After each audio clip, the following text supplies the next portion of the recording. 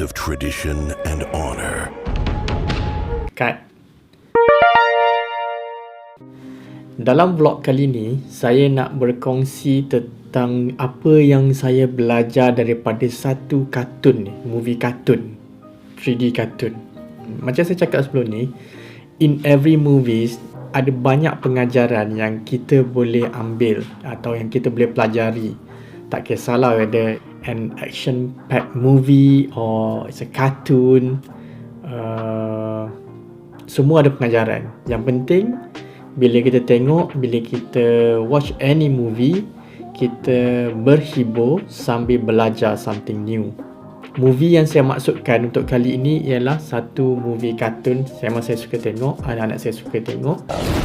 DreamWorks Kung Fu Panda. So saya akan share apa yang saya belajar. 3 perkara yang saya belajar melalui movie Kung Fu Panda.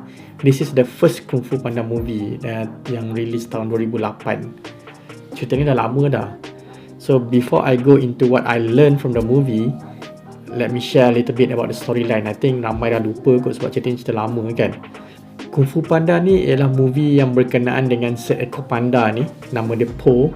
Dia memang very fanatic pasal Kung Fu. Dia memang suka sangat untuk belajar Kung Fu. Cuma dengan keadaan dia, dengan ayah dia tak ada peluang untuk belajar Kung Fu. Until one day dia dapat leaflet bagi tahu ada Kung Fu tournament dekat atas bukit sana tu, ada satu macam tempat Kung Fu. So dia pun pergilah situ. Apparently the tournament tu is to identify siapa Dragon Warrior. Tempat tu dijaga oleh Master Oogway, seekor penyu, dibantu oleh Master Shifu. Shifu ni apa? Saya tak tahu dia binatang apa. Daddy tahu.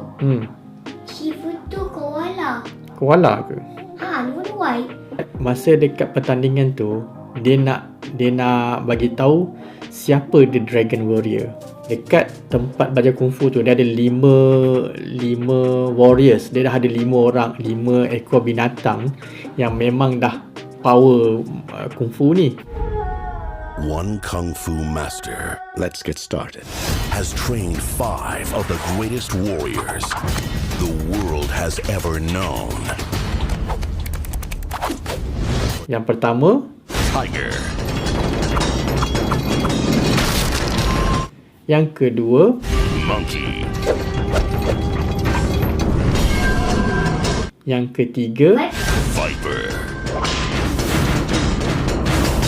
yang keempat, Crane.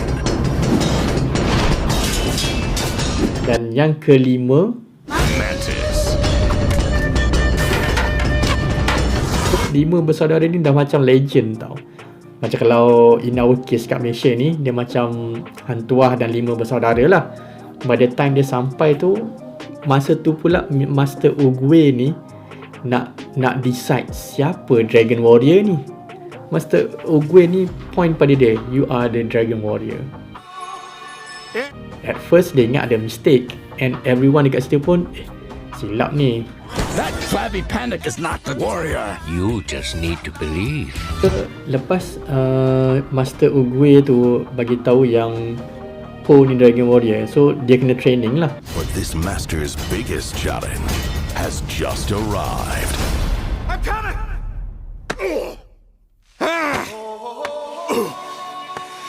Stairs. And Master Shifu definitely dia tak setuju dengan keputusan tu. Dia memang mati-mati ingat this is a mistake. So dia panggil, dia buat macam nak test Po ni betul ke Po ni ada bakat Kung Fu, memang terror Kung Fu ke as what Master Oogway claim. Because from their understanding, Dragon Warrior ni someone yang very powerful dalam Kung Fu, memang dah master everything. Show us what you can do. Are they gonna watch, or should I just wait until I get back to work or something? Just hit it. Get ready to feel the thunder. Come out with crazy feet. What you gonna do about crazy feet? I'm a blur. You never seen bear style. Would you hit it? How's that? So Master Shifu ni buat macam-macam supaya Po ni quit, untuk provekan Master Oogway tu yang he made a mistake by appointing Po as a dragon warrior. Everybody was kung fu. Are you ready? I was born ready.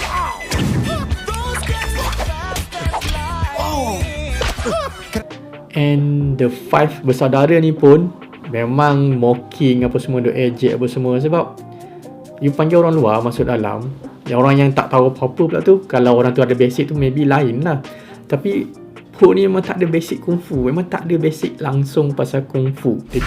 Oh, that was awesome. Let's go again. Dia expert dekat makan.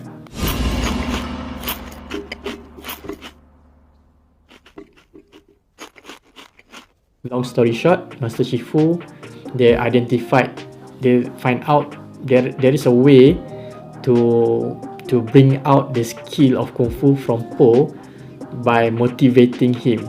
So dia tahu dah macam mana nak motivate Po ni untuk practice Kung Fu, untuk jadi terror dengan Kung Fu.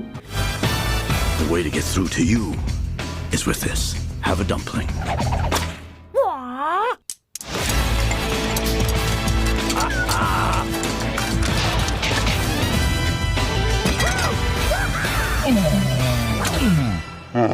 So dia berlatih, akhirnya memang dia jadi pandai. You have done well, Panda. Done well? I've done awesome! Yes, you have done awesome. So, apa yang saya belajar daripada movie Kung Fu Panda ni? So, yang pertama, perseverance. So, dalam cerita tu, Po seekor panda yang belajar bersungguh-sungguh. Po punya karakter dalam cerita tu, dia kena kutuk, dia kena ejek, and yet through perseverance he managed to learn Kung Fu, he managed to become the real dragon warrior. Yang kedua, do not underestimate other people. Jangan sekali-kali pandang rendah pada orang lain just because kita rasa dia tak bagus daripada kita. Sebab setiap orang tu dia ada kelebihan masing-masing.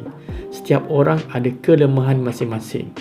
So, instead of kita pandang rendah pada orang lain, why don't we work together with them and complement each other through our strength and weaknesses.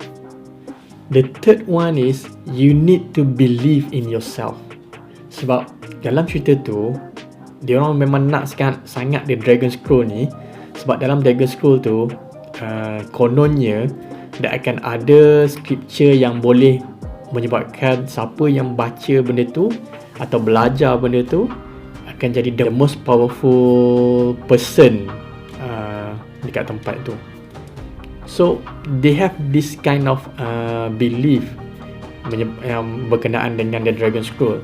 Tapi when Po dapat Dragon Scroll, dia buka Dragon Scroll, dia ada macam kertas, tapi kertas tu blank, tak ada tulis apa-apa. There is no scripture at all, tak ada any text, a blank page.